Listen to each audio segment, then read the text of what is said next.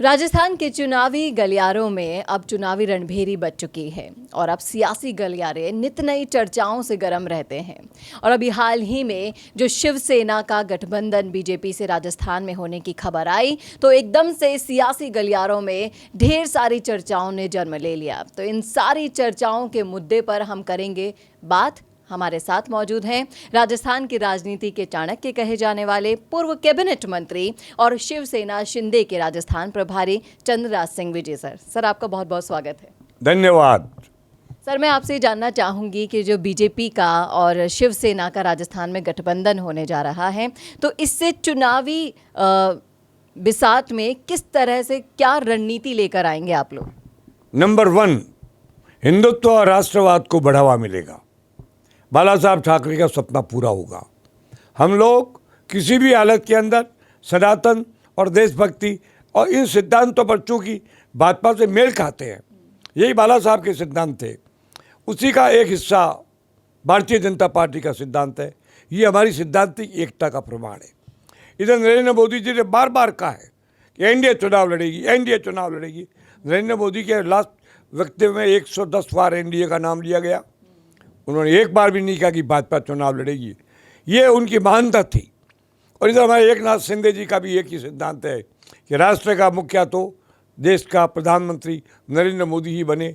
हमारे उनके विचारों की एकता के कारण हमने शिवसेना की सदस्यता ली और मुझे उन्होंने प्रभार का भार दिया। अब आपने पूछा जो सवाल राजस्थान के संदर्भ में, तो ये तो है कि गठबंधन तो होना ही है। गठबंधन तो मोदी जी की घोषणा से ही हो चुका है। और एकनाथ शिंदे साहब भी आकर के यहाँ बोल के गए हैं कि हम गठबंधन में चुनाव लड़ेंगे। तो गठबंधन का चुनाव होगा तो हम भागीदार होंगे, पार्ट ऑफ द गवर्नमेंट। हम भारत सरकार का हिस्सा बनेंगे, संघर्ष का हिस्सा बनेंगे, विधानसभा का हिस्सा बनेंगे। अब ये एक प्रश्न अलग है, कितनी सीटों पर हम लड़ेंगे, कितनी सीटों पर वो लड़ाएंगे, कितनी सीटें हमारे लिए छोड़ेंगे। इसके बाद आपका अगला प्रश्न आएगा, तब मैं उसका जवाब दूंगा। जी बिल्कुल सर, अगला प्रश्न मेरा सीटों से रिलेटेड ही है। मैं ये जानना चाहूँगी कि आपके गठबंधन होता है तो 5-6 सीटें मान लीजिए आपको ऑफर होती हैं, तो बाकी की सीटों पर आप क्या करेंगे? भारतीय जनता पार्टी का समर्थन। हमारे नियुक्ति पत्र में एकनाथ जी शिंदे ने स्पष्ट कहा है, समान विचारधारा वाले सभी संस्थाओं का सहयोग हमें करना भी है और लेना भी है। इसलिए बाकी सीटों पर हमारी जितनी क्षमता है, वाणी की, वाक शक्ति की, बोलने की, समझाने की, लड़ने की, हर जगह हम अपीजमेंटवादी कांग्रेस पार्टी को हटाने के लिए, हराने के लिए, रिजल्टेंट भारतीय जनता पार्टी को जिताने के लिए हर तरह का प्रयास करेंगे।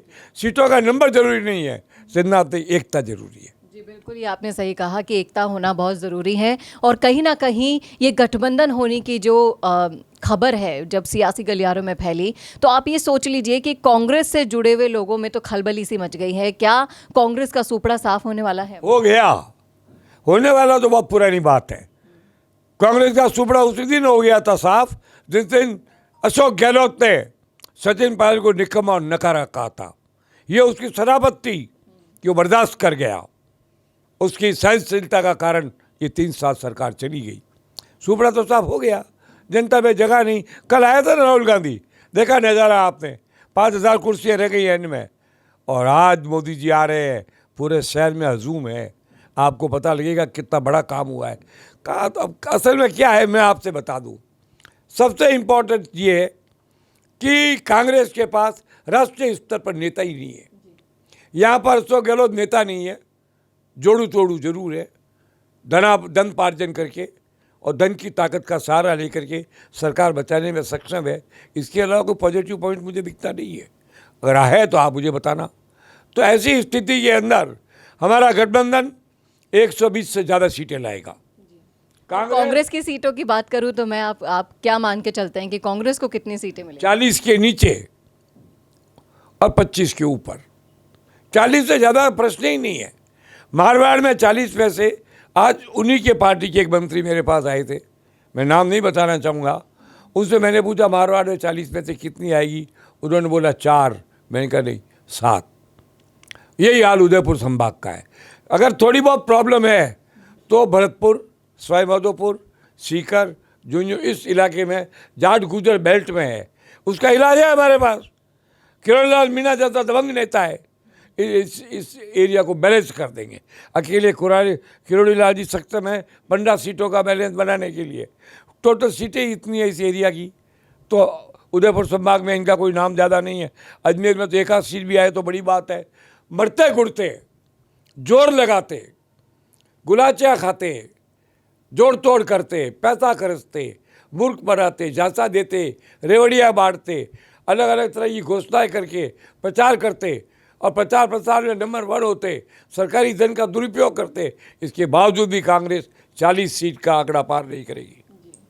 ये तो आपने सही कहा कि जो राजस्थान की राजनीति है उसमें जो गठजोड़ और जोड़ तोड़ की राजनीति चलती है, इसका भी एक अलग ही स्तर देखने को मिलता है।